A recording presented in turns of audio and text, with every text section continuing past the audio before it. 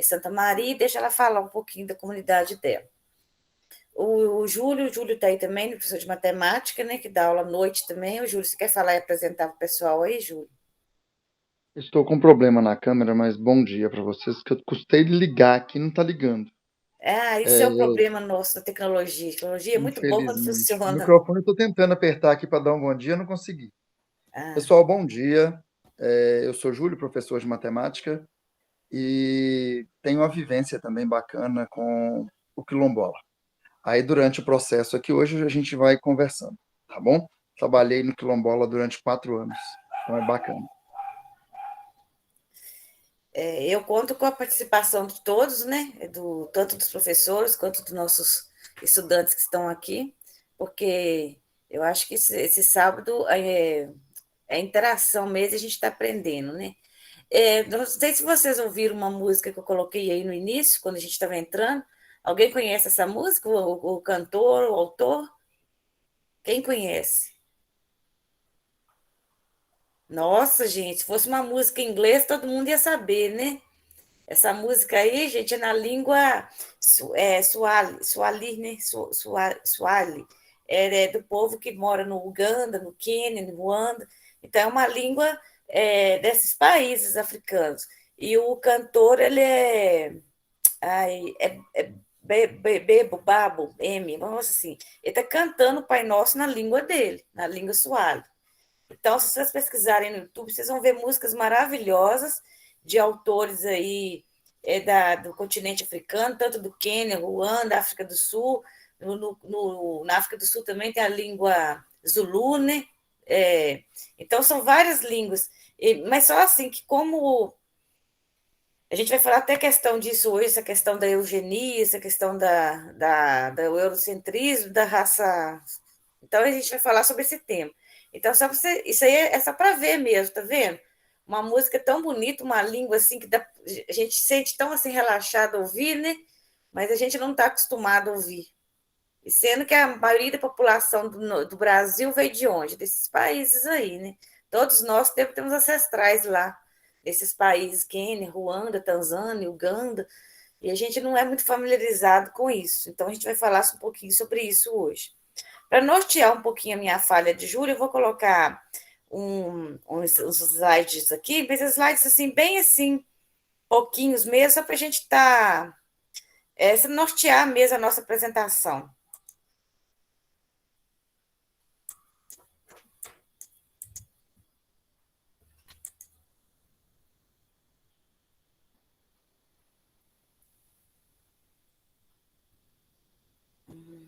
Nossa Senhora, o computador resolve travar na hora que a gente levanta, tem é feio.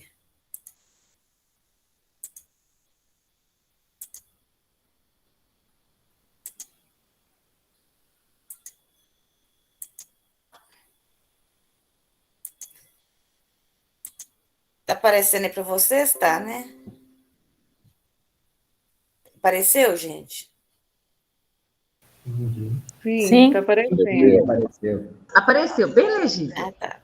Então, aqui, nosso tema de hoje é educação das relações étnico-raciais, mas esse tema, se a gente for falar dele, ele é muito abrangente, se for falar nele questão mundial, é um tema muito, muito grande, muito abrangente. Então, a gente fez o tema lá do proposta do sábado hoje é um recorte desse tema das relações étnico-raciais, mas com recorte para racismo estrutural, né? Reconhecimento e valorização da cultura e religiosidade de matriz africana no Brasil, representação negra, fortalecimento da identidade negra. Então, até essa representação negra, a identidade negra, a gente vai tentando trazer essa aluna Tainá justamente para fazer essa parte, para falar das comunidades quilombolas que ainda existem no Brasil. Aqui em São Gonçalo a gente tem a comunidade remanescente de quilombola. Então, assim, a gente está tentando fazer um recorte para tentar enxugar um pouquinho esse assunto. Se a gente for falar desse assunto das relações étnico-raciais, vai abranger várias etnias que são minorias e que não só os africanos são colocados como inferiores, mas outras etnias também. Então, assim, a gente sabe da Segunda Guerra Mundial, Hitler, né, o nazismo com os judeus, a questão dos curdos, a questão dos roxinhas no Mianmar, então é muito abrangente. A diferença entre raça e etnia. Muita gente às vezes confunde, né? Acha que é a mesma coisa, mas tem uma diferença aí, raça e etnia. Então, para entender as relações étnico-raciais, a gente precisa ter noção de alguns conceitos básicos, como o significado de raça e etnia, que é diferente. O que é raça? A raça, ela tipo as características das pessoas. E muita gente confunde isso com como se fosse diferente, mas não é. Raça só existe uma raça humana, só uma. Porque as características do DNA biologicamente são insignificantes devido à cor da pele, o tipo do cabelo. Isso aí é muito. Então, a raça, só existe uma raça, já foi comprovado isso. Isso não existe duas, três raças, é uma raça, raça humana, que hoje já foi comprovado biologicamente, material genético, que entre diferentes pessoas com diferentes características físicas possui uma variação considerada insignificante. Então, só existe uma raça. Às vezes, a gente, quando fala de raça, mas é na questão, não é da biológica, é questão sociológica, né? Aí entra a etnia, porque a etnia, ela pode variar de acordo com a cultura que a pessoa é criada. Por exemplo, se a gente nasce no Brasil, a gente vai aprender a falar. Eu, por exemplo, aprendi a falar português errado. A gente tem a nossa cultura brasileira. Se a gente nasce no Japão, a gente vai ter a cultura japonesa. Então, quando a gente nasce, a gente é como se fosse nasce sem saber nada. A gente tem que aprender. Então, a etnia é isso aí. Por exemplo, eu venho da etnia brasileira, por exemplo, eu falo português, eu tenho minha cultura, e hoje o que gera mais conflito no mundo são as questões étnicas, limpeza étnica, né? Você já deve ter ouvido muito falar isso, limpeza, o que é limpeza étnica? Quando um determinado local não aceita a população de outro e quer limpar, como o Hitler fez com os judeus, queria matar os judeus. Na Turquia, teve um período lá que os turcos queriam acabar, tirar os armênios, né? Fazer uma limpeza étnica, matava todos os armênios que moravam na Turquia. Aqui no Brasil, nos Estados Unidos e em outros países também, depois já dos 1800 e pouco, teve a eugenia, que queriam purificar a raça, né? Falar limpar, a raça branca, a raça superior, isso foi criado lá, né, pelo Galgo, né, que era primo do Charles Darwin, e isso aí foi, acho que uma desculpa, né, para os europeus colonizarem, né, e chegarem nos países e falar minha raça é superior à sua e nós podemos roubar e saquear as riquezas naturais, porque vocês são inferiores, vocês não pensam direito e vocês não vão saber aproveitar essa riqueza. Então, é uma desculpa, né, para roubar, porque não tem uma raça superior à outra. Raça não, etnia, né? As etnias são todas já é da cultura da pessoa. Então, tem a língua, tem costume, a comida, as músicas. Né? Então, a conclusão que a gente chega que a compreensão do termo raça está ligada a discussões sociológicas e políticas sobre o processo histórico e social dos seres humanos, como questões que envolvem desigualdade social, a discriminação e o racismo, e não a partir da categorização científica de diferentes raças humanas, porque não existe diferenças entre as raças. O que é etnia? Aí que vem a diferença, né? Segundo o sociólogo Nildo Viana, a etnia pode ser definida como um grupo de indivíduos de um mesmo território, possui uma homogeneidade cultural, mesma língua, religião. Religião também é outra, né? Hoje tem muitos conflitos, né? Devido a diferentes religiões. Por exemplo, os hindus, né, muçulmanos tiveram que dividir o território onde hoje é Paquistão e Índia devido à religião. Isso acontece em vários países, né? Crenças, valores, uma identidade coletiva de pertencimento a essa etnia, como os povos indígenas, os judeus, os curdos, os rohingyas, né? Entre outros. Os rohingyas também, gente, é um povo que mora no estado de Mianmar, e esse estado hoje não é reconhecido, porque eles são muçulmanos, a maioria, e lá em Mianmar são hindus. E esse povo hoje é obrigado a fugir para o país vizinho, Bangladesh, e às vezes eles colocam até minas na fronteira, quer dizer, essas minas terrestres é para matar mesmo, eles não querem nem que esse povo foge para outro lugar, eles querem eliminar esse povo. E hoje é uma questão muito séria, a gente não vê na mídia porque essas questões não aparecem muito, justamente porque, como diz a maioria europeia ou estadunidense, não dá importância para isso. Por que entender a desigualdade? As desigualdades não são conjunturais, mas estruturais, da mesma forma que a discriminação não é somente individual, mas institucional. Então, as desigualdades estruturais, esse racismo estrutural que a gente fala, é porque a gente hoje vê as coisas, né? A gente está aprendendo a não ver mais com tanta naturalidade as questões raciais, os preconceitos, a xenofobia, a discriminação, a violência que isso gera, né? Então, quando fala de racismo estrutural, é porque as pessoas vê com muita naturalidade, acham que isso é normal, mas não é. E institucional, quando o Estado, né, até coloca isso como assim, a xenofobia, por exemplo, agora a gente está vivendo um movimento, um retrocesso grande, né, nos Estados Unidos, principalmente com o Donald Trump. Na década de 70, nos Estados Unidos, a eugenia esterilizou mais de 64 mil imigrantes. Eles achavam que os imigrantes também eram raças inferiores, né? E muitas colônias de imigrantes que moravam na Califórnia, às vezes eles falavam que as mulheres estavam com problema de saúde, ia no médico, fazia elas assinaram um termo lá, que elas assinavam até sem saber o que estavam assinando, e era esterilizada. Então, 64 mil homens e mulheres foram esterilizados nos Estados Unidos na década de 70, 60, e hoje está tendo um retrocesso nisso. Apesar de ter vários movimentos negros, né? Movimentos que cresceram bastante, mas ainda a gente tem muito isso, por isso que a gente tem que discutir isso, a gente tem que estar sempre falando, porque às vezes começa a ter um avanço pequenininho, com um pouco tem um retrocesso de novo. Racismo individual e institucional. Diferenciação: racismo individual e o racismo institucional. O racismo individual inclui atitudes preconceituosas e comportamentos discriminatórios, ou seja, o racismo ordinário presente nas relações interpessoais. O racismo institucional engendra um conjunto de arranjos institucionais, né? Como diz o governo, às vezes, né, cria até leis, igual tinha no Brasil, né? Na época da colonização brasileira. Quando os escravos foram libertos, mesmo eles ficaram marginalizados. Por quê? Porque eles estavam vivendo um momento de eugenia, estava no auge. Estavam trazendo pessoas da Europa, brancas, né? Para tentar embranquecer a população brasileira. Então, eles não queriam nem assim. Antes, eles pensavam fazer a miscigenação, de misturar, eles achavam que a pessoa ia misturando sangue negro com sangue branco, até ficar totalmente todo mundo branco. Mas depois eles queriam mesmo, era tipo assim, era tirar os negros e colocar uma raça, como dizem eles, eugenia até significa, né? É uma raça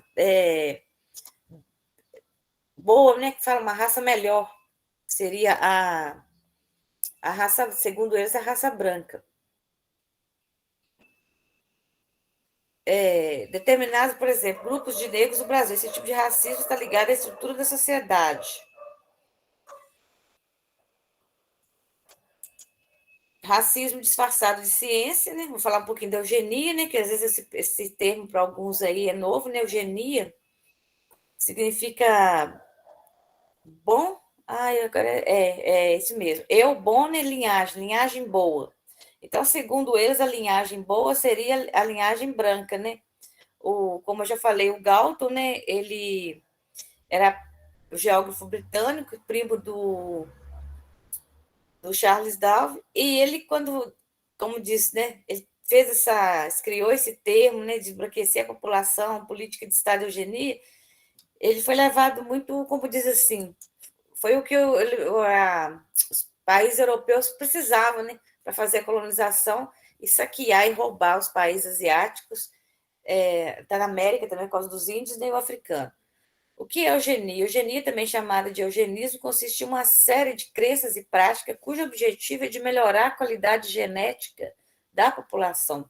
Melhorar em termos, na linguagem deles, né? Eugenia brasileira, a academia convivem lado a lado. Porque a eugenia no Brasil, né, era o presidente até do movimento aqui, era um médico, né? O Renato Ken.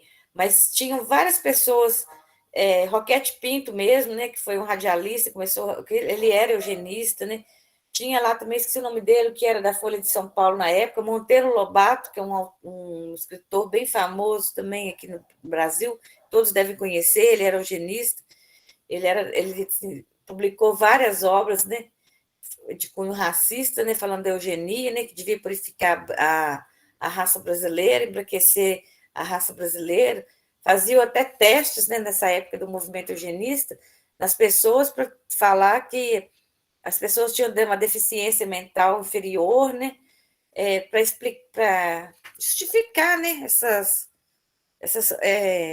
vamos dizer, essas ações que eles faziam. Foi entre os professores das primeiras faculdades de medicina, os políticos e os sociólogos que ela cresceu.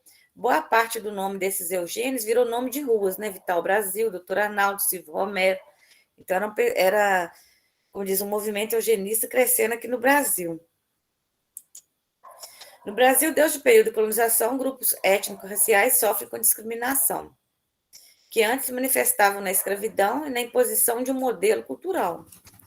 Até foi esse movimento eugenista, tudo é uma desculpa para impor nesse modelo cultural de vida e agora se manifesta nas mais diversas desigualdades sociais, às quais esses grupos são submetidos. Dessa forma, é possível perceber a vulnerabilidade dos negros, indígenas e quilombolas em diferentes aspectos sociais do país.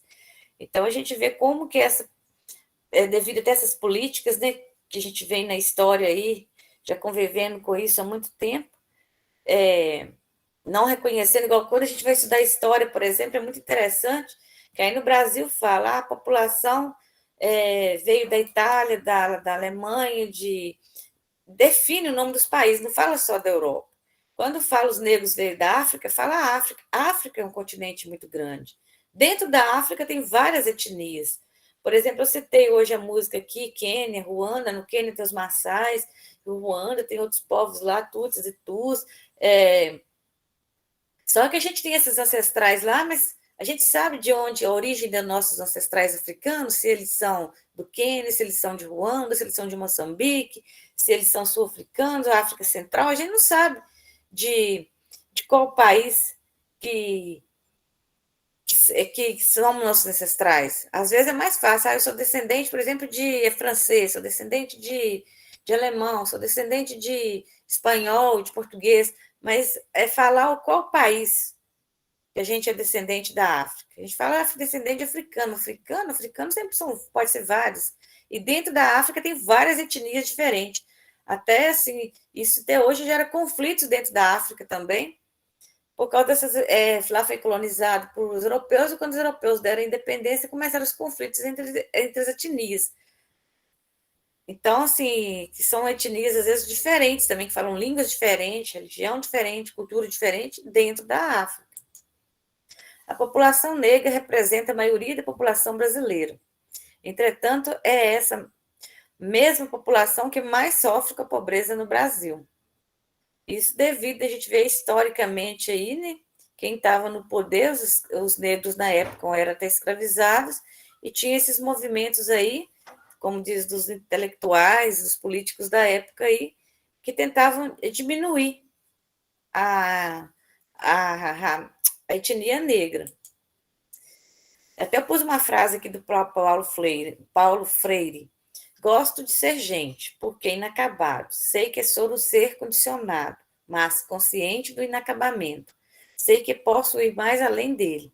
Esta é a diferença profunda entre um ser condicionado e um ser determinado. Então, quer dizer, mesmo que hoje a gente está tentando assim, acabar com essa questão que a gente já sabe que raça é uma só, que raça não tem diferença, né? Que as diferenças que a gente tem assim são mínimas, né? Cor de pele, gente, a mesma coisa eu tenho um nariz grande, nariz pequeno, orelha pequena, que diferença que isso faz? Então, o que importa mais é por dentro, a gente, o sangue na nossa veia, que é o mesmo, e todo mundo tem sangue vermelho, eu acho que fala sangue azul aí, mas é só o mesmo jeito de falar, para falar que são superiores, né? Que são a nós, né? Mas eles vão morrer do mesmo jeito que a gente. Então, não tem ninguém melhor que o outro. E a gente, quer dizer, nós somos seres inacabados, por quê? Porque a gente está aqui aprendendo. Então, a gente é o que a gente aprende.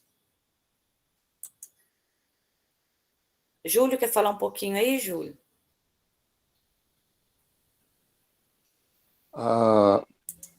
E quando a gente fala, né, de culturas, eu comecei a trabalhar em 2009 no Distrito Padre Pinto, né, que na época era o Distrito Padre Pinto, conhecido como Quilombo Caxambu, mas ele não era registrado ainda. Então, eu comecei lá em fevereiro de 2009. Ao chegar nessa escola, a cultura, a regionalização deles, que é mais lá na saída da cidade, então, assim, é bem mais complicado. Eu entrei e tudo que a gente vai falar com o aluno, por ter alunos brancos e negros na sala, aí, se um negro pede para ir ao banheiro e você falava que não, aguarda um pouco. Se fosse fulano que era branco e tem o olho azul, pode. Se fosse fulano que era negro, pode. Aí você trabalha de uma forma muito diversificada. Mas, e aí foi adaptando a eles. E a pior parte que eu passei nessa escola foi quando eu cheguei, foi ter a primeira OBMAP, né? E falaram comigo que a escola não havia participado porque os alunos eram fracos, que os alunos não tinham capacidade técnica, porque ali eles não tinham essa força de vontade. Aí falei assim, mas por quê? Ah, é por causa que eles são, vou usar o termo mais pejorativo, eles são mais burrinhos. Eu falei, nossa, se eles são burrinhos, o que é inteligente então, né? Porque os meninos faziam cada arte, faziam cada trabalho maravilhoso de dança, de teatro, de cada coisa maravilhosa ali na escola, principalmente no futebol, no vôlei, nas atividades físicas lá da escola, eram muito bem desenvolvidos. E aí, o que acontece? Quando nós fomos participar da primeira OBMAP, foi na edição, acho que foi 5, foi na edição 4 ou 5, e aí nós tivemos a primeira medalha em Rio Piracicaba. E essa primeira medalha veio de onde? Do Quilombo Caxambu. Então, eu vejo que as danças são maravilhosas. Tem o Bumba Meu Boi lá, né? Que é do boi, a dança do boi. Tem o coral hoje, coral Caxambu. E o Quilombo hoje ele é registrado. Ele foi registrado em 2011 e nós temos o Quilombo registrado em Rio Piracicaba. E, assim, a cultura, ela não pode se apagar. Porque aí, quando fala de hoje, fala assim, negro, quilombola. A primeira coisa que vem na mente da gente é o quê? São negros que vão ter danças e pronto, a dança mais cultural é qual? É a congada ou o congado, né? E nós temos que pensar que não só nesse tipo de dança, que a cultura quilombola ela não venha morrer, porque, infelizmente, está ficando muito para trás. Tem a dança do boi, tem o boi fogueira, tem várias danças, várias culturas que estão morrendo, porque os novos não estão buscando manter a cultura africana no Brasil. E nós temos que reviver, né, esses projetos que anteriormente estavam ativos e foram extintos, porque quando você começa lá a ouvir as músicas, é igual na dança da saia, né, tinha a dança da saia lá, e eles cantavam as músicas que os africanos louvavam durante o trajeto África-Brasil, né? Igual na Congada ou no Congado mesmo, tem aquela, tá caindo flor, né? Tá no céu, tá na terra, tá no mar, tá em todo lugar. É porque eles estavam festejando ao deuses deles. Porque na cultura africana não tem um deus só, são vários deuses. E nós, brasileiros, nós temos hoje a visão de que há um só Deus, né? O Deus único. E só que nós temos que respeitar, valorizar e, principalmente, amar as culturas. Eu, particularmente, eu sou pastor evangélico há 19 anos e quando fala de cultura comigo, eu vou em cima ali. Eu chego nas igrejas católicas, eu entro, eu vou fazer viagens, eu tenho que entrar nos templos, nos monumentos, né, que são templos monumentais criados ali por quem? Pelos nossos descendentes escravos, que foram tirados, né, das suas terras e jogados aqui E hoje, muitas vezes, tem que fazer o quê? Tem que se camuflar em meio a uma sociedade. E muitos hoje estão resgatando aquele cabelo cacheado, aquele cabelo seco, né? Deixando a verdadeira raiz. Porque passava o ferro quente para ficar igual os brancos. Mas não é necessário. O que é necessário é viver e ser feliz, sem pensar no outro, nessa questão, o que o outro vai pensar de mim, o que o outro quer de mim, porque nós nos martirizamos por causa de outros. Nós nos prendemos, não somos felizes, porque o que o outro vai pensar, o que o outro quer de mim, não é o que o outro quer de mim, é o que eu quero para mim, o que eu quero para ser feliz, o que eu preciso para ser feliz. Então, nós temos que lutar e levantar a bandeira da felicidade, a bandeira do ser racional que busca a sua felicidade interior e que possa mostrar a liberdade exterior, sem ser reprimido. É isso aí.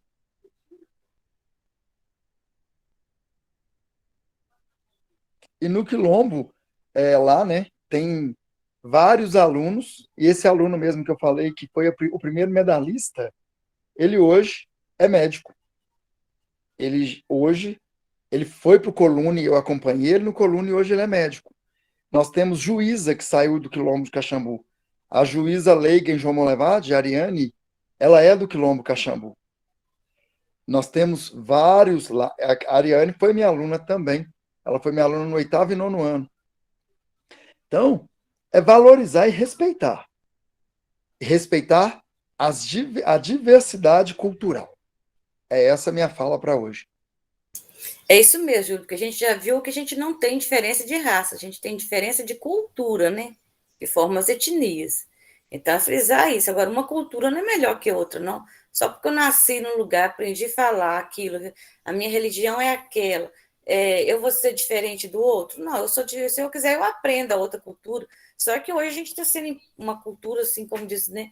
A cultura dos Estados Unidos, que está se impondo hoje, e a gente está a cultura europeia, né, o inglês, tudo, né, e a gente acha que a gente tem que falar inglês, tem que falar por causa da globalização e tudo, mas nada impede de eu querer aprender uma língua, por exemplo, que é de um ancestral meu que veio da África, que a gente nem conhece.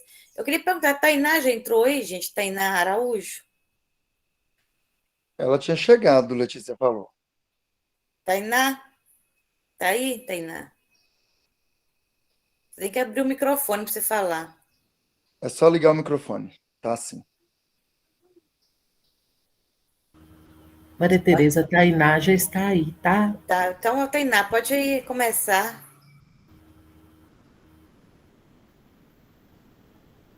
Tainá?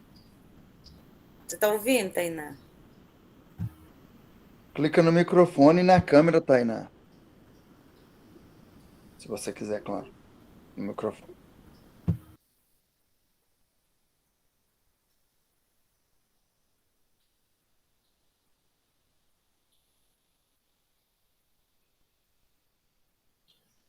É Tainá Araújo, viu, gente?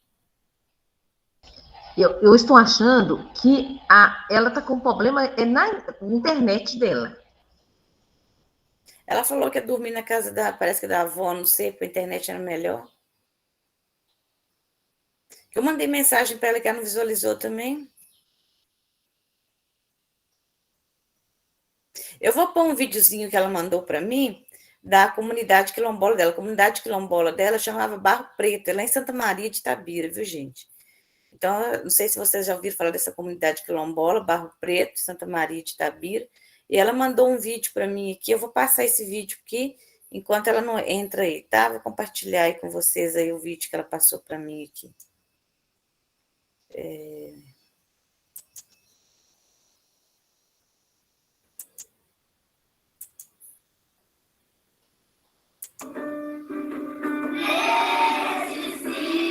Deixa eu voltar aí.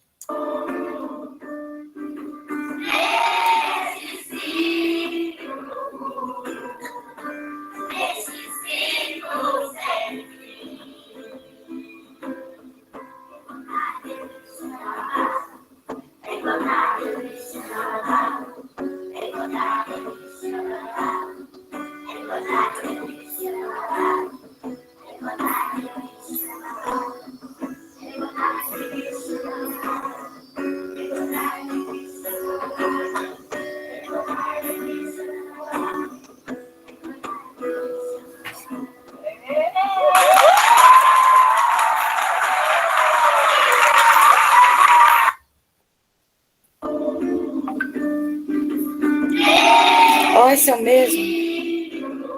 Deixa eu ver.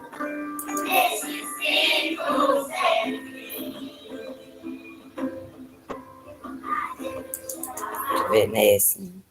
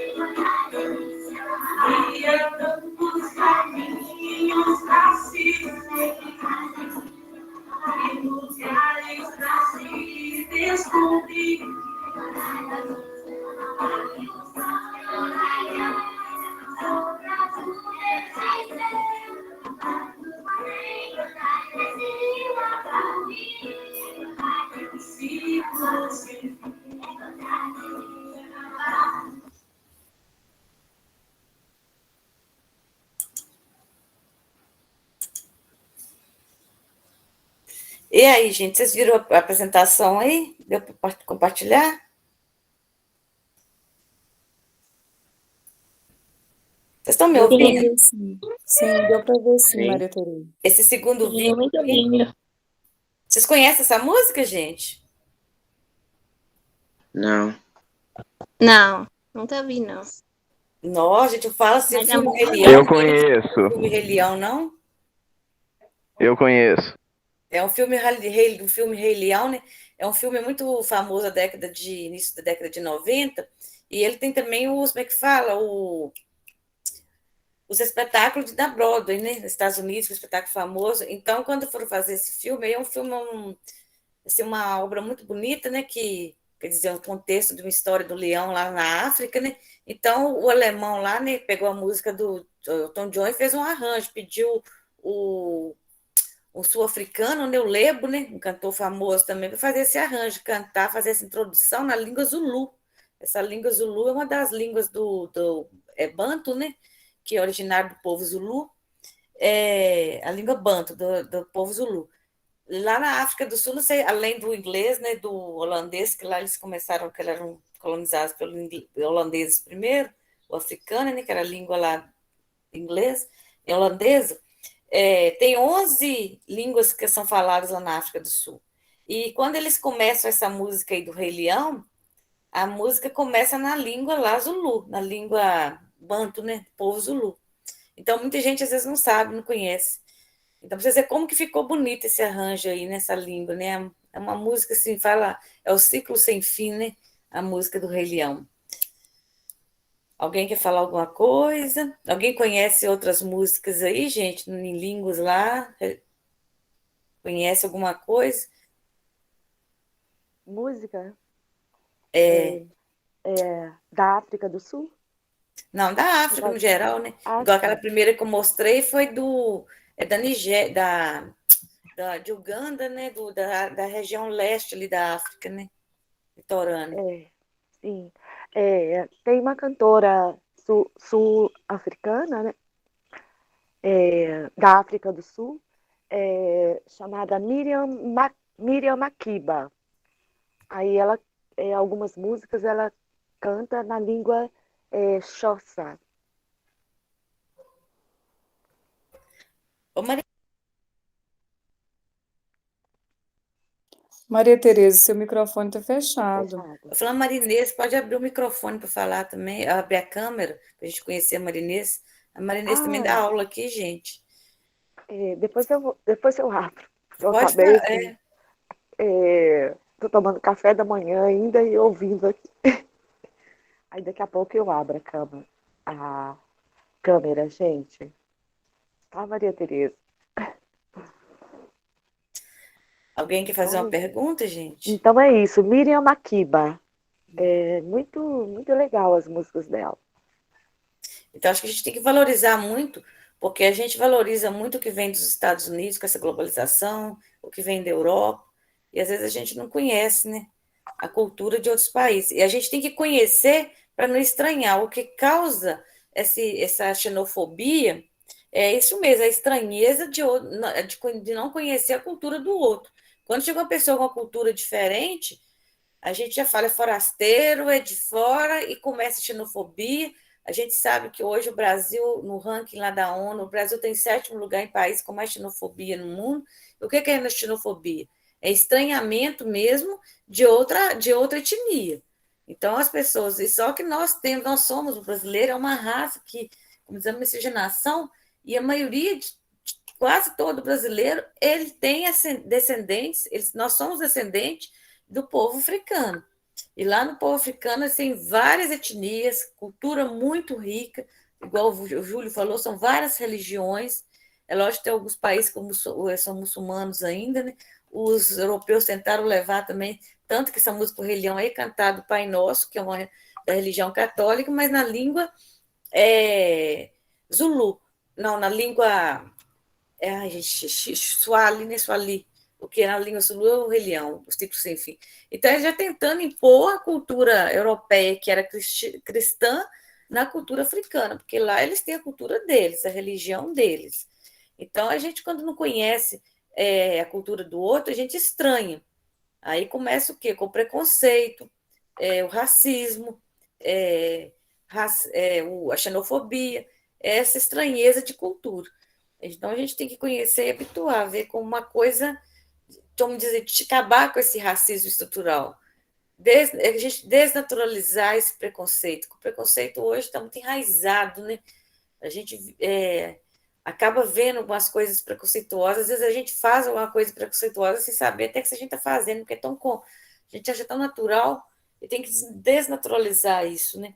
A ver todo mundo igual, ver o outro, né? Sem a respeitar, a entender essa questão religiosa, por exemplo, hoje gera vários conflitos no mundo. A minha religião é a certa, é a melhor que a do outro, não aceitar a religião do outro, não aceitar a cultura do outro. Isso, eu acho assim, todos nós temos a mesma raça e devemos respeitar, né? Ninguém sabe. Agora eu vou passar a palavra para vocês aí, gente, que a gente está... A Tainá até agora não falou. Eu acho que ela estava Tereza, naquele vídeo a ali, viu? Tainá, ela está com problemas técnicos, tá? Mesmo, a gente está sujeito a isso, a gente está online, né? Quando está sem internet. Então, assim, a gente vai aguardar um tempo, a gente pode começar a ver a opinião dos estudantes, né? O que eles têm para falar. E aí, se esse caso ela conseguir entrar, a gente depois, né, passa a palavra para ela, né? Mas se não, infelizmente é uma coisa que todos nós estamos sujeitos a passar, né? Que é a questão do problema da conexão. Inclusive os outros professores também aí, gente, eu falei muito assim por alto, que eu pensei que ela ia falar, né? Então fiz bem resumido, né, minha fala. Os professores de história aí também podem me ajudar aí a falar mais um pouquinho aí do conceito de etnia, de eugenia, de raça. João Henrique levantou a mão. Bom dia, gente. Vocês estão me escutando bem? Sim. Sim. Meu nome é João Henrique, como ele me apresentou aí já. Atualmente trabalho na Secretaria de Cultura. Na última reunião que vocês fizeram, eu participei e vim novamente aqui. Então, basicamente, eu queria só pontuar um pouco mais sobre o racismo estrutural. Então, o racismo estrutural, se a gente for pensar, é algo que veio através de uma construção que aconteceu através do navio negreiro. Só um minuto. Voltei. Então, aí a Maria Tereza, ela pontuou um pouco, mas eu só vou pontuar alguns pontos interessantes também que eu acho que deve pontuar. Então, aí a gente teve o apartheid, né, que ela falou, que é os Estados Unidos envolvendo a África, que fazia aquela visão que o negro deveria ser excluído daquele centro de poder. E depois a gente tem os africanos como um produto de comércio. Eles começaram a produzir os negros. A visão deles era que os negros eles teriam que fazer produção para que o comércio ele fosse melhor. Então, o negro era visto como um comércio. E depois, a gente tem a visão que foi tentar fazer a desconstrução, que são as leis. A gente tem a Lei 3.353, que é de 1888, que a gente vai falar sobre um pouquinho sobre os crimes que aconteceram. Aí eles vêm tirar o crime de racismo e preconceito, que foi a Lei 1716 de 1989. Depois a gente tem em 2003 a Lei 10.679, que ela fala sobre a obrigação dos estudos de história da África e da cultura africana brasileira. Depois a gente vem com a cota, que vem da Lei 12.711 de 2012, e aí a gente vê a estruturação, porque a gente vê que é um acontecimento que vem tentando destruturar algo que aconteceu no passado, e porém a gente continua tendo esse racismo. Aí a gente tenta trabalhar para tentar fazer isso, mas eu acho que acaba que não é a legislação. Eu acredito que é algo social. Se a gente não saber lidar com as outras pessoas, aí acaba que vira uma imagem ruim dela. Então a gente precisa tentar estruturar, como a Maria Teresa falou, porque acaba que somos seres humanos. Se a gente é ser humano, para que a gente vai tratar outros seres humanos com um olhar de preconceito, de racismo? Então, para a gente tentar acabar com isso, a gente tem que saber lidar com as nossas identidades. A gente precisa nos reconhecer, a gente precisa saber quem somos para a gente saber tratar as outras pessoas do jeito que elas são. Porque quando a gente fala de racismo estrutural, a gente entende o contexto e a gente não sabe tratar o próximo como ele deve ser tratado, acaba que a gente está excluindo ele da mesma forma. A gente vê que a princesa Isabel, ela fez isso. Ela criou uma lei que fala que dá os direitos ao negro, mas acaba que ela não dá o acesso. Aí a gente vem com Zumbi e Dandara, que criaram o Quilombo dos Palmares. Eles criam esse quilombo para tentar pegar a quantidade de negros que, através dessa lei áurea, eles não teve direito de acesso, eles criam um quilombo para tentar fazer essa resistência dos negros, para tentar ajudar, e acaba que a gente vem através dessa construção, tentando desconstruir, através de um começo de Dandara e de Zumbi, e acaba que a gente continua com os mesmos fatos, a gente continua carregando essa discriminação, esse racismo, e para acabar com isso, eu acredito que as escolas elas devem trabalhar mais sobre esse assunto, a gente como ser humano, a gente deve estudar mais sobre esse assunto, porque a legislação sozinha ela não consegue fazer o fator todo acontecer. Então a gente precisa trabalhar entre a gente mesmo, a gente nos reconhecer, a gente saber quem somos, nós como os negros e as pessoas como brancas, da cor que ela se identifica, da etnia que ela se identifica, para a gente poder desconstruir isso. Porque é muito ruim você chegar num lugar e você ver que você é rejeitado ali. Você pode ter dinheiro, você pode ser uma pessoa mais inteligente, mas só por olhar para sua cor, a pessoa vai lá e já te discrimina. Entende? A gente estudar e saber o contexto e saber respeitar. Porque o respeito é um dos fatores importantíssimos para a gente tentar destruturar essas ações que vêm acontecendo. É basicamente isso. E eu estou um pouco nervoso. Nossa, João Henrique, muito obrigada. É isso mesmo. É isso. Eu até não me aprofundei um pouquinho na história do Brasil por causa do tempo, né? Mas é isso mesmo. Não, parabéns, é isso mesmo. E no Brasil ainda a gente teve, igual você falou aí, essas leis agora na Constituição de 88, né? Que você citou aí os artigos tudo de 89, mas é que a Constituição só de 88 que já trouxe algumas coisas para tentar consertar, como diz assim, igual no Brasil, na época da Lei Áurea, foi a época da eugenia no auge do Brasil.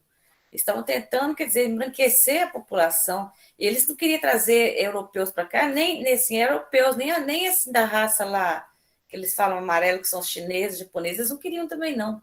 Eles tinham preconceito também com os asiáticos. Não só com os negros, mas os asiáticos, os indianos, asiáticos, também é uma etnia também que é muito, como dizer assim, eles têm, dentro da Europa tem preconceito muito grande com etnias deles mesmo, o leste europeu, por exemplo, os croatas, quando teve a guerra da Iugoslávia, que conseguiram fugir, né, da Sérvia, da Croácia, e foram para Londres, eles sofrem xenofobismo até hoje. Eles são europeus também, mas só que é de uma outra etnia, né, outra língua, outra religião.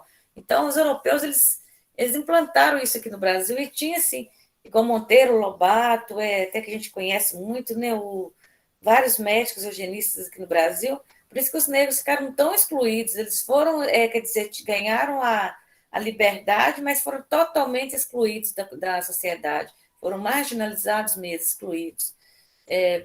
Justamente por causa desse movimento que estava acontecendo no Brasil na época.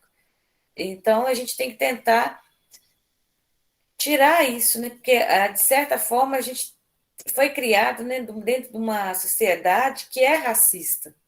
O Brasil, ele é racista. Então, é isso que a gente está tentando, né? Tirar isso aí, igual você falou. E a gente tem que discutir, tem que falar, e começar a falar mesmo. A gente, igual eu falei assim, conviver, né, com...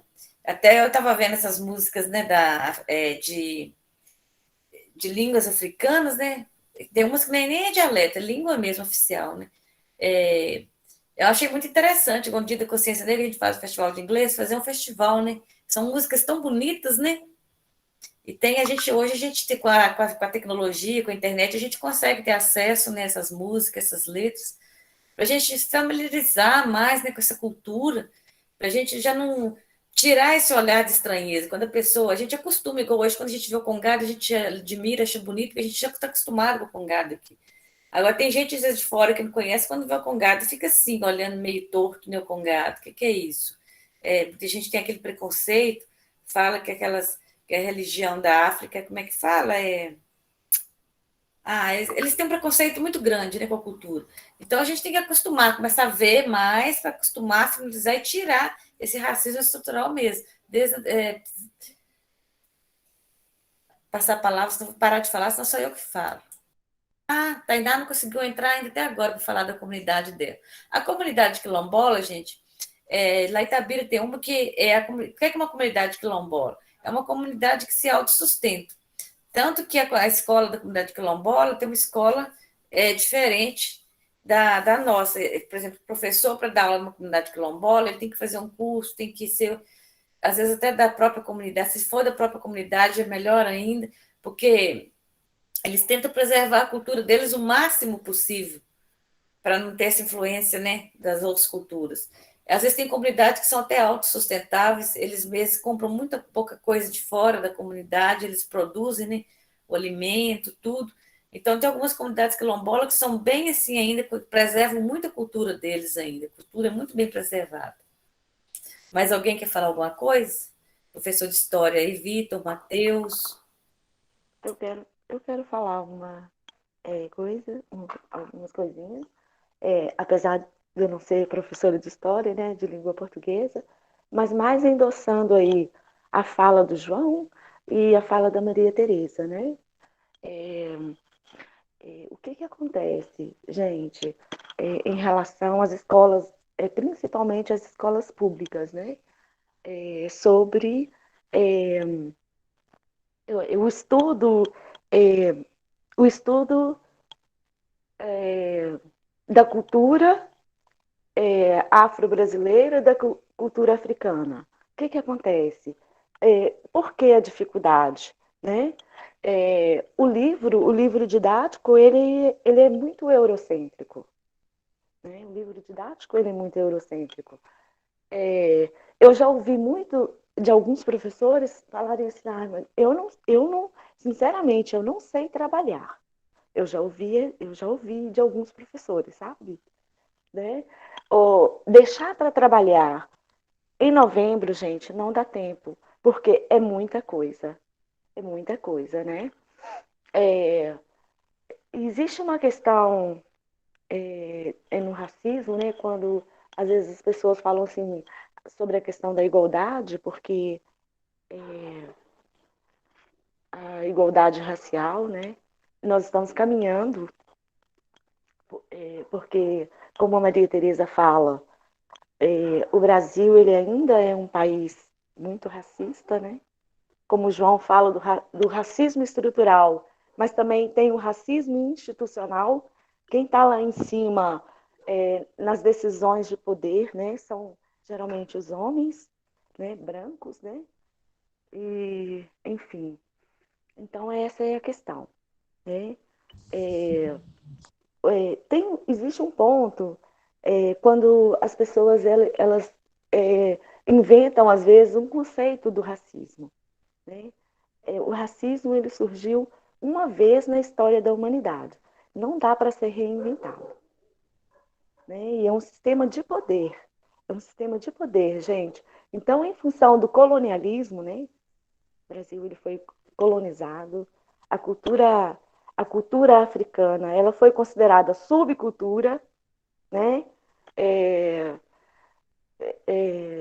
Ou seja, o que vinha da Europa era mais interessante, vocês entendem? Então,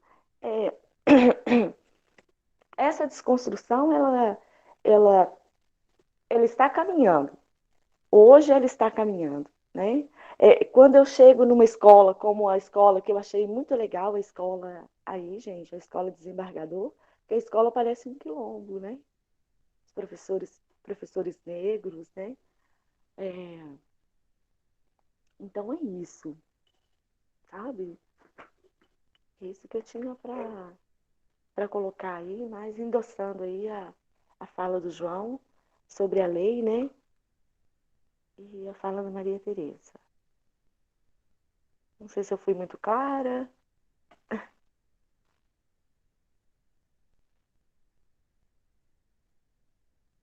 Obrigada, Marinês. Tem mais alguém que quer colocar alguma coisa? Maria Tereza, Tainá tá aí.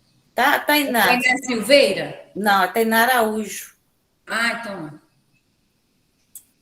Algum outro professor também que tem alguma vivência, alguma coisa assim, que queira também dar um depoimento? Eu quero colocar um ponto. Vontade, pode falar. Eu sou o Raiz, segundo ano, turno matutino. Uma coisa que eu vejo todos os dias é que tipo assim, a gente nesse negócio de pandemia tá correndo uma transfusão de geração muito grande. A minha geração, a gente que somos mais jovens adolescentes, a gente está vindo numa onda muito mais forte do que vocês, pessoas mais velhas, pessoas adultas, viveram. São mundos diferentes. A gente está tendo uma chance que, tipo assim, um nível de racismo, de machismo, de homofobia foi, assim, digamos, menor, mas ainda existe, muito, muito forte, né? Não dá para apagar. Infelizmente, é algo que demoraria muito tempo ainda para ser acabado. Um conceito que eu tenho na minha cabeça é que a gente deveria sempre ensinar o melhor para o outro, e principalmente para aqueles que são mais jovens, porque quanto mais cedo a gente aprende sobre igualdade, seja ela de gênero, de cor e do que for, mais cedo a gente aprende a lidar com situações e a reportar elas também, quando a gente vive algo. Por exemplo, quando eu era criança, eu tenho certeza que eu já vivenciei uma pessoa sofrendo racismo, só que eu não pontuei nada, eu não levantei uma voz para defender essa pessoa, porque eu não tinha noção do que era isso, certo? Então, a gente sempre tem que dar uma voz mais clara para as crianças mais jovens que a gente.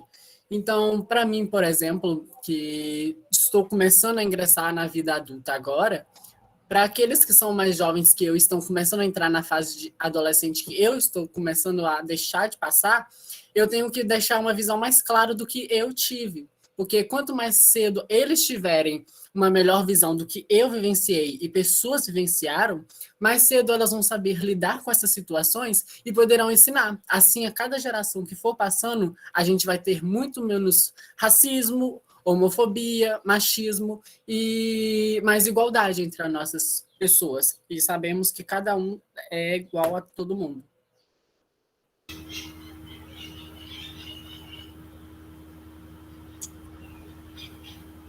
Muito bem, gostei muito, Raíssa, isso mesmo.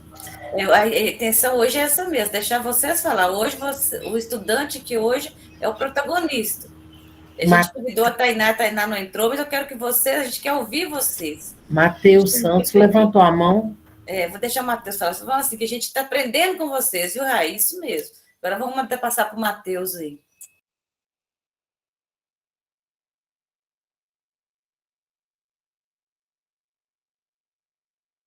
Ô, Matheus, pode abrir o microfone e falar, Matheus. É que eu cliquei sem querer. Alguém mais a gente quer falar? A gente está aqui aprendendo. Hoje é um sábado, assim, não é só vocês que estão aprendendo, não, a gente também está aprendendo. Giovana. Eu queria parabenizar o aluno que falou aí muito bem. E eu lembro, eu tive numa comunidade quilombola que chama Comunidade dos Gomes. Não sei se vocês já viram falar. A Unipaz, ela faz um trabalho lá e a gente foi para lá passar uma semana, fazer uma meditação silenciosa e aprender algumas coisas da cultura desse quilombola. E lá eu encontrei um jovem, né, mais ou menos com essa visão desse aluno aí, ele chama Rafael.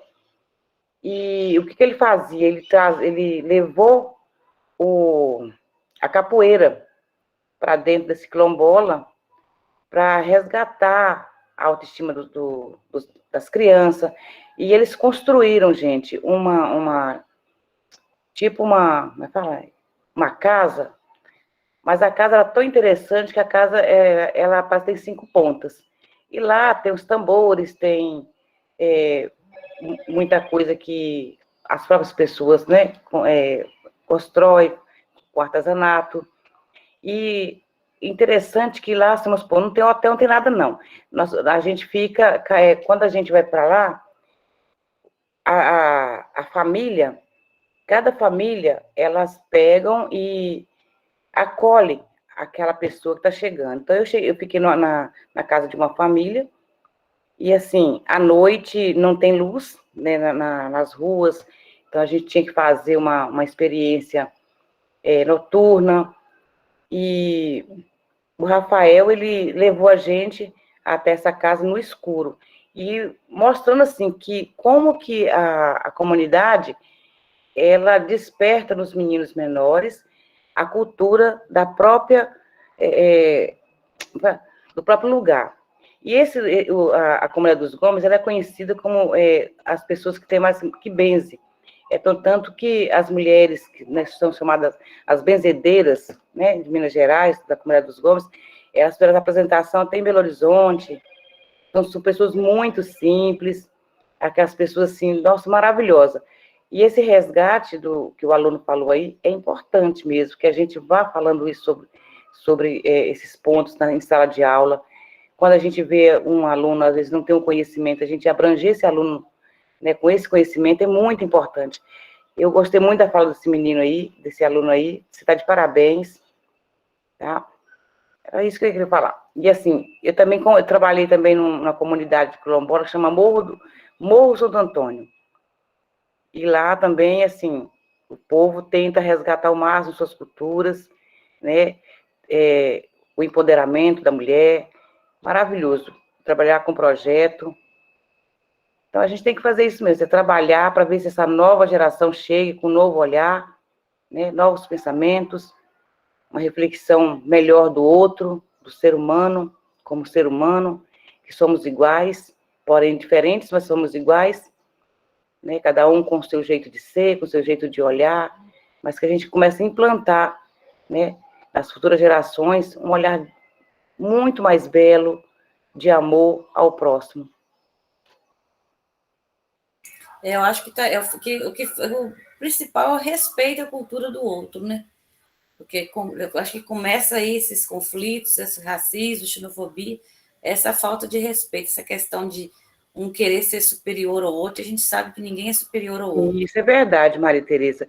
E abrangendo mais um pouco, eu também tive num retiro onde era a cura pela terra, e que se misturavam, né, várias religiões, em busca desse amor, sabe, desse olhar e desse respeito do outro. Então, quando a gente teve esse encontro, e que várias religiões, né, várias culturas se juntaram ali, a gente notava que somos iguais, né? Tem um pensamento, sim, mas somos iguais. Cada um, né, faz aquilo que acha que é belo, e que o outro também tem que respeitar o belo do outro, é isso.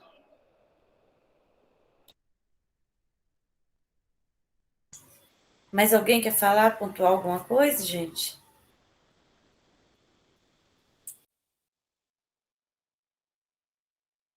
Aqui em São Gonçalo a gente tem várias comunidades aí remanescentes de quilombola, que acho que inclusive agora eles estão tentando, né, colocar a comunidade como quilombola, até para eles ter acesso à vacina mais rápido. Acho que foi os Borges, foi Martins, né? João Henrique pode me ajudar aí, que está mais por dentro lá. Então a gente tem umas comunidades aí, né, que tem uma cultura muito rica.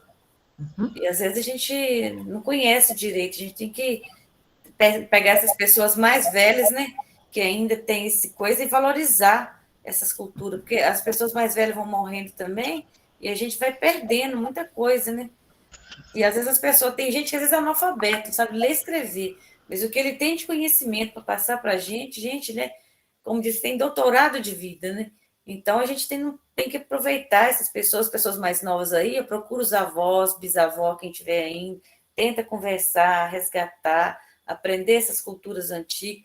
Eu, quando eu era nova, eu era curiosa demais, eu não largava minha avó, aprendi a fazer crochê, tricô, bordar, tudo com minha avó. Quer dizer assim, a gente tem que aprender, porque ainda bem que ela morreu depois, né? Quem quer me ensinar? Porque as pessoas mais novas hoje não têm. A gente tem que aproximar dessas pessoas. Então, vamos grudar aí nas pessoas mais velhas aí, gente, que eles têm muito conhecimento para passar para a gente. Uma outra comunidade, Maria Tereza, é a Fernandes, que tem a guarda de marujos Nossa Senhora da Guia. Ah, tá. Hoje a gente vê, quando vem apresentar aqui na cidade, a gente vê. Tem, às vezes, as pessoas mais velhas e tem até os mais novinhos. A gente vê os meninos pequenininhos no meio lá do congado, né? Eu acho isso tão interessante, a gente tá aprendendo com os avós para não perder mesmo essa cultura, né?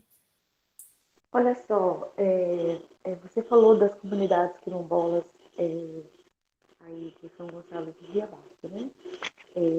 Durante essa semana presencial, eu tive a oportunidade de conversar, né? De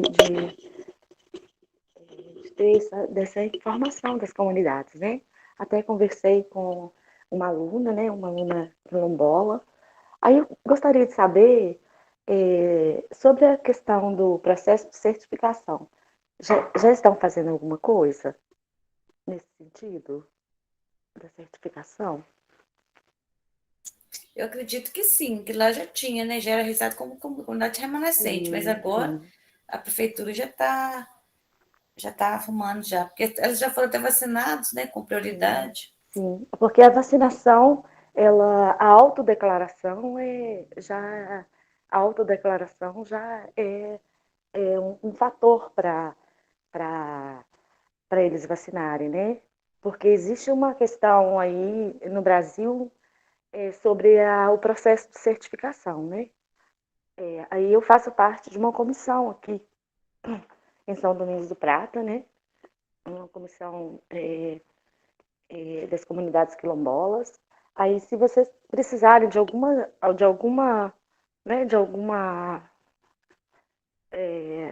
ajuda, de alguma informação, porque aí eu conheço, né, as pessoas que elas fazem esse processo de certificação, tá, gente? E porque em algumas comunidades aqui está acontecendo esse processo, tá?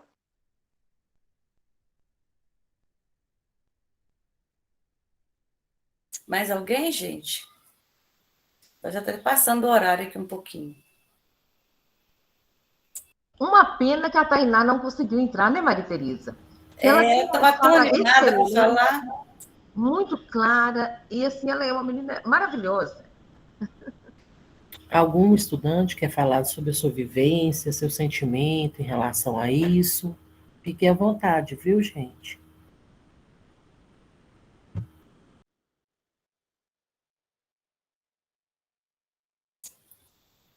O João Henrique, pode falar. Ela falou da questão de vivência. Eu vou só pontuar aqui um acontecimento que eu passei. E na época eu não tinha conhecimento que era a questão de racismo. É algo que foi muito pessoal meu. Que eu nem tinha vontade de falar com as pessoas.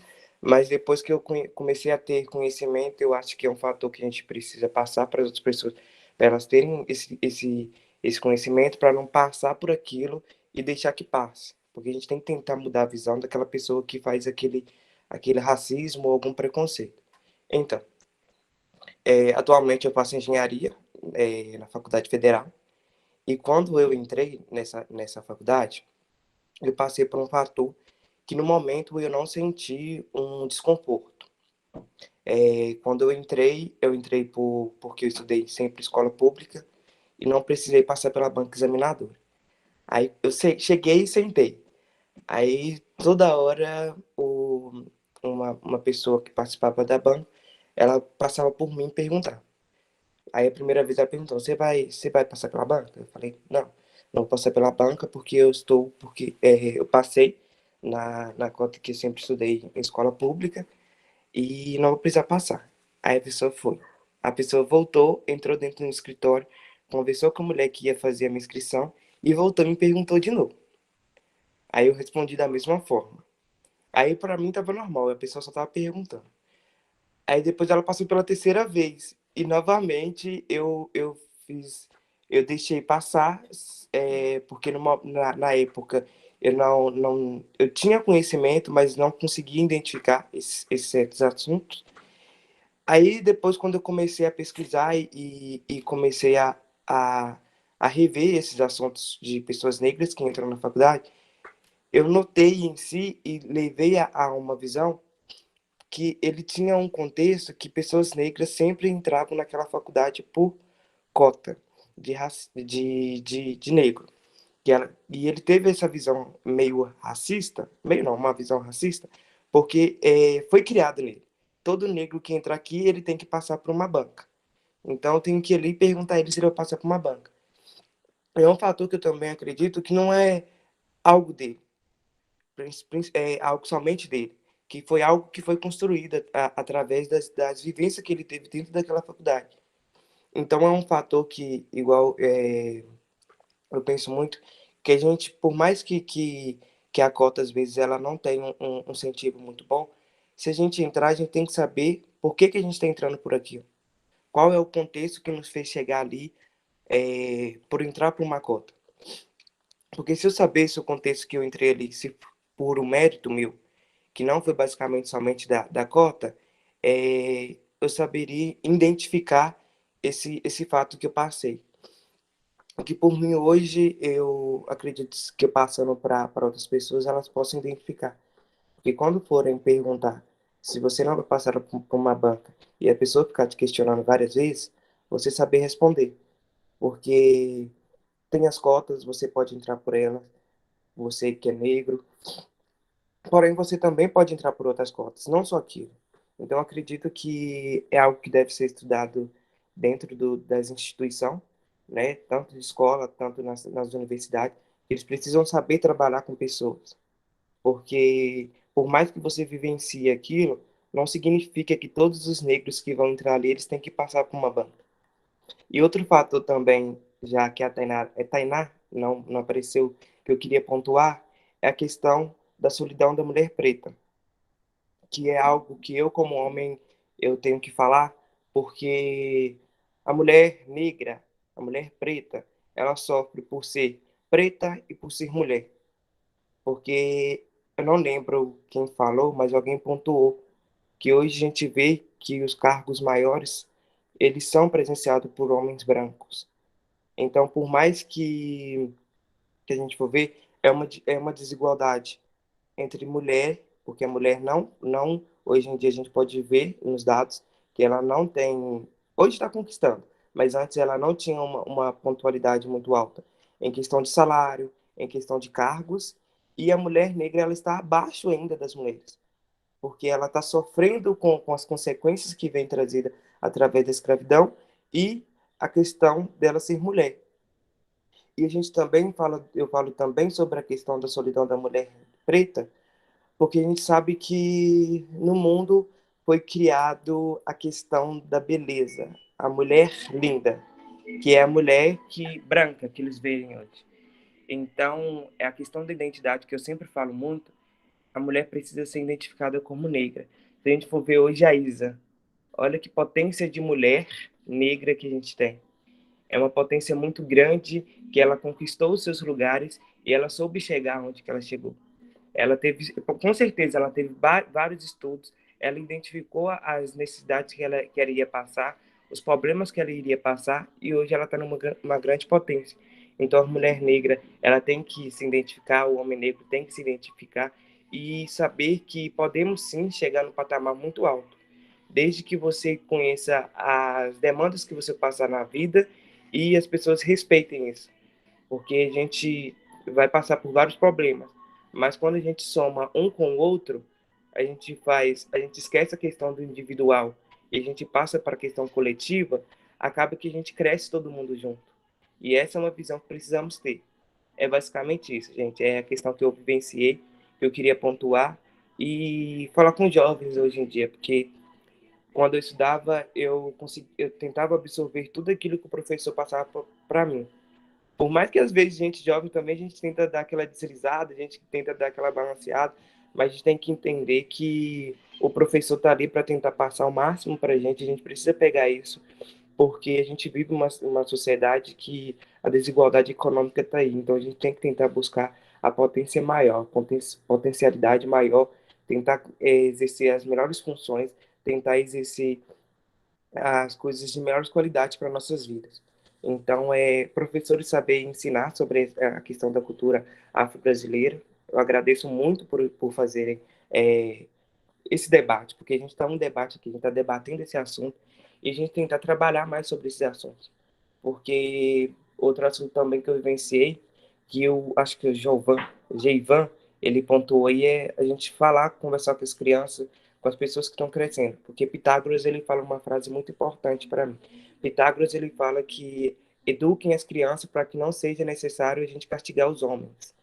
Então, eu presenciei uma prima minha, igual eu falei da beleza que foi impregnada, que é mulher branca, do cabelo liso, ela é vista como linda e bela. Uma prima minha de 3 anos, uma vez ela falou comigo que queria alisar o cabelo. E aquilo me tocou muito, porque tem pouco tempo. Porque ela tinha o cabelo afro, bonitão, lindo, maravilhoso, e ela queria alisar o cabelo. Por quê? Porque a gente vivencia muito isso. A mulher ser de cabelo liso, a mulher usar maquiagem e trabalhar na beleza.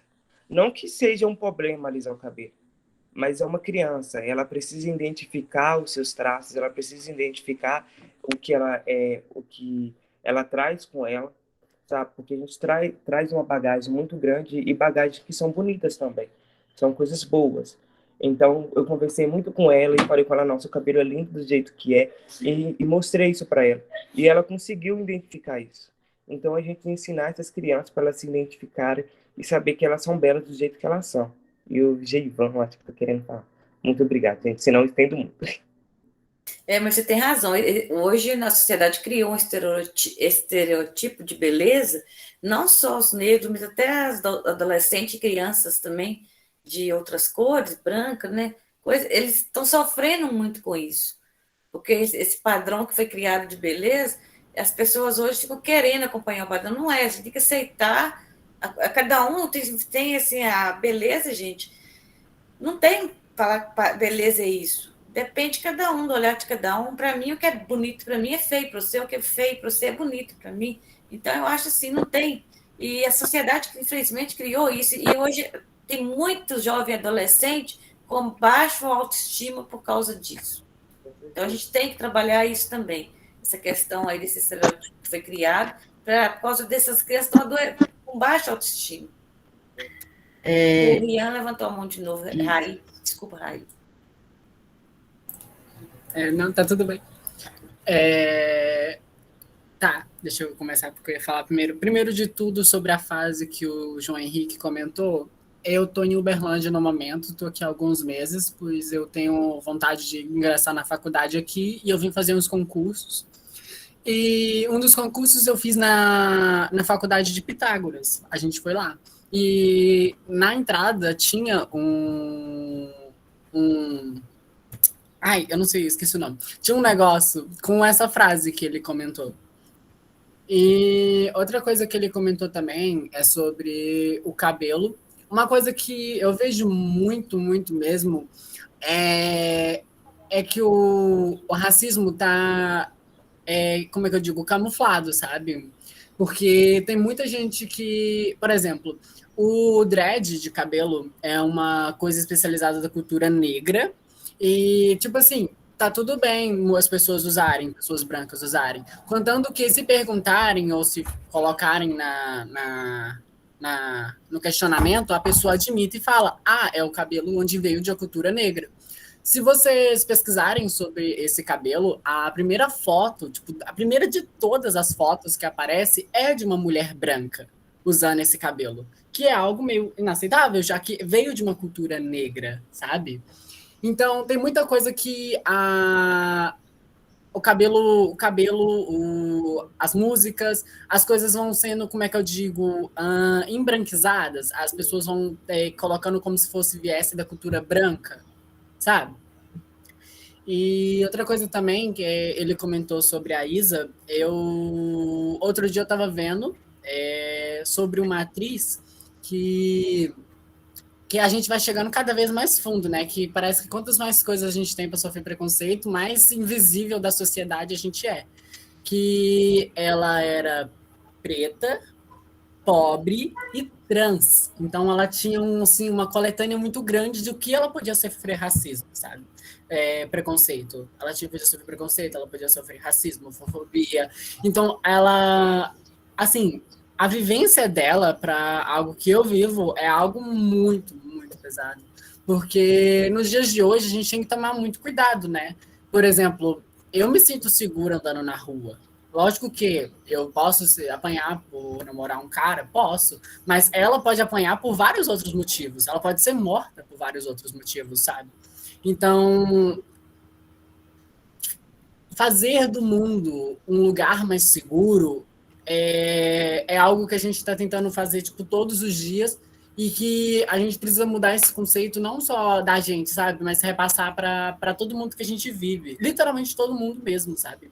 Porque eu acho que quanto mais igualdade e influência a gente conseguir passar para outras pessoas, mais essas pessoas que têm essas chances de morrerem, muitas mais chances de morrerem só por serem elas mesmas, vão ter menos chances, sabe, de sofrer agressão.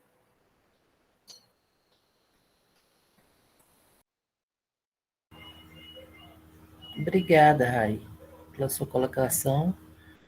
Eu vi alguém levantando a mão, mas não está dando para me visualizar. Ana, me parece. Letícia, você está conseguindo visualizar? Ô, José, agora não tem ninguém, não, com a mão levantada. Pessoa que levantou. A Marinês. A Marinês que está, Eu quero falar uma questão. Enquanto o João estava colocando a experiência dele, né, eu fui fazendo algumas análises. Desde quando surgiu a questão das políticas de cotas, né? As cotas ela é uma política pública, né? Reivindicada há muitos e muitos anos pelo movimento negro, né? O que acontece quando o João fala dessa experiência da mulher que vem e pergunta para ele, né, se ele está aí, né, no sistema de cotas, enfim, sabe? Então, é porque aquele lugar ali que ele estava incomodou, porque incomoda.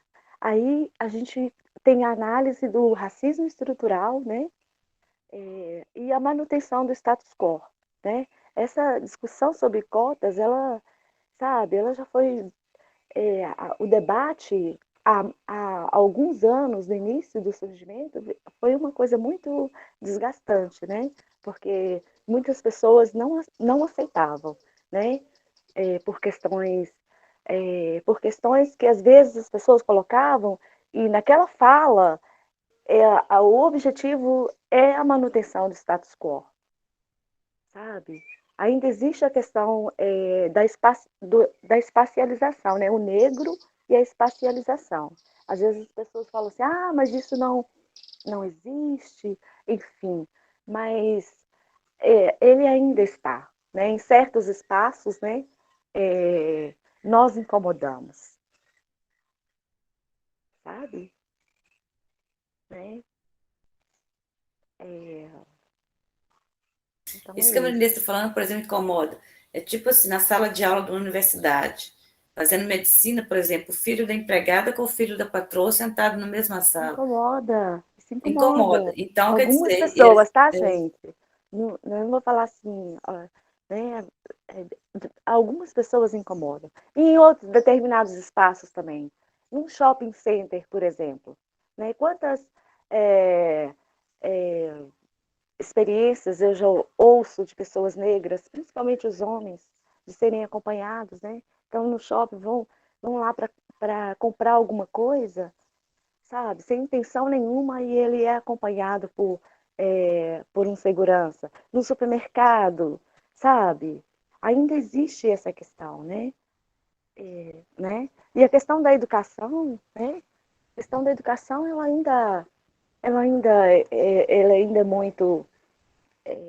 isso ainda é um fato, né?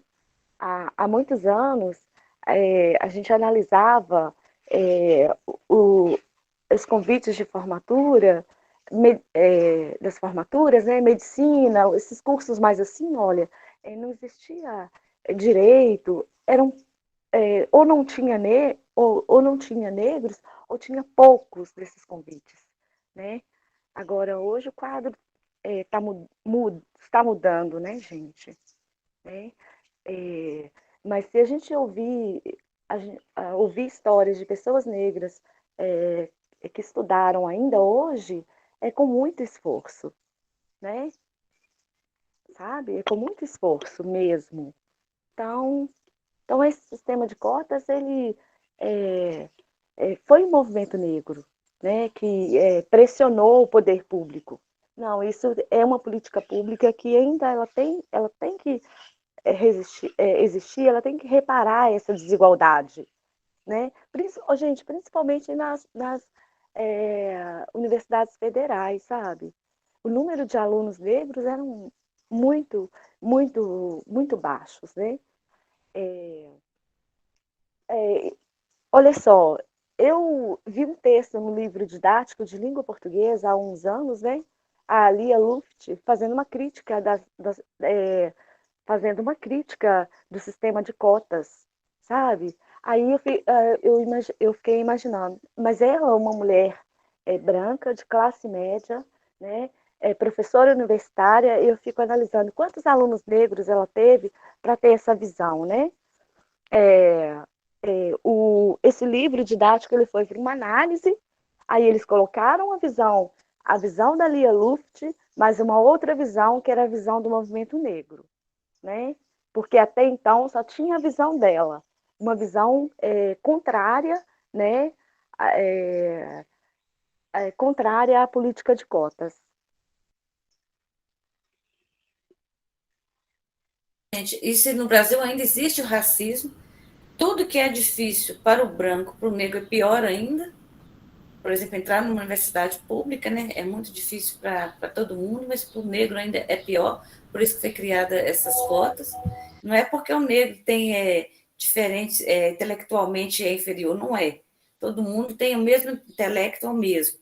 mas é só para aumentar mesmo esse número de pessoas com formação, porque antes a gente sabe que tudo no Brasil exclui o negro. O Brasil é muito excluído.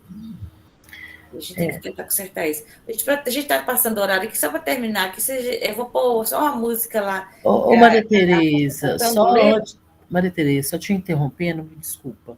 É só para finalizar aqui, né, que você vai passar o vídeo, né, deixa eu só dar uns recadinhos. Pessoal, logo após as atividades já estão no grupo, tá, das turmas, né, realize as atividades, lembrando que ela está contabilizando a frequência, né, a carga horária, né, a nota de vocês. E antes de Maria Tereza colocar o vídeo, tem mais algum estudante que gostaria de estar fazendo alguma colocação, alguma vivência, né, para a gente fazer o encerramento? Ninguém? Maria Tereza, pode colocar o vídeo?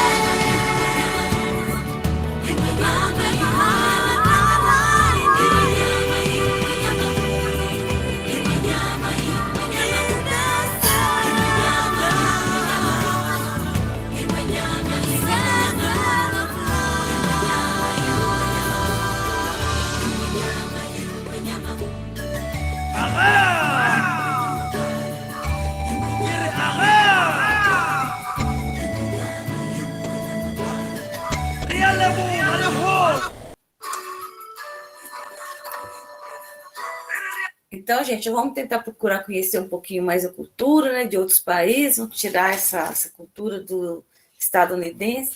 Falar nisso, ontem à noite, sem querer, que eu fui pôr um vídeo para me assistir aqui para me dormir, sempre gosto de assistir alguma coisa. Eu assisti aquele, não sei se vocês já estão vendo na Prime, o filme chama Madre, Mães de Ninguém. É justamente a história das mulheres que foram esterilizadas nos Estados Unidos, 64 mil mulheres, eram mexicanas, né? E foram esterilizadas para não ter filho. Então, o filme conta a história delas. É um filme interessante, chama Madres, Mães de Ninguém. Então, são coisas que estão acontecendo até assim recentemente e que a gente tem que abrir os olhos para a gente não tentar mudar isso, né? Somente as pessoas mais novas, né? A gente pensa no mundo vai ser melhor, confiando na geração futura para melhorar isso aí, consertar nossos erros do passado e consertar isso, gente. Bom final de semana para todo mundo. Quem não tiver assinado a lista de presença aí, tá no chat, tá? Por gentileza, assinem. E no mais, desejo a todos um excelente final de semana, tá? Um bom descanso. E não esqueçam de realizar as atividades no grupo, tá? Um grande abraço, fiquem com Deus.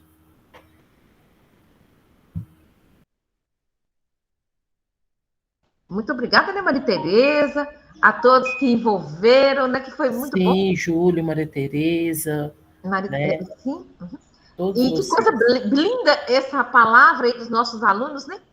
Que coisa linda, que envolvimento, que sabedoria. E agradecer você também, né, Eliane, que nos orientou, nos supervisionou durante a semana, nos ajudou. Muito obrigada também. Isso aí é obra de Eliane, esse sábado de hoje, viu, gente? Não, mas com a participação de todos, graças a Deus, os envolvidos. É uma alegria. Graças a Deus por isso. Muito obrigada.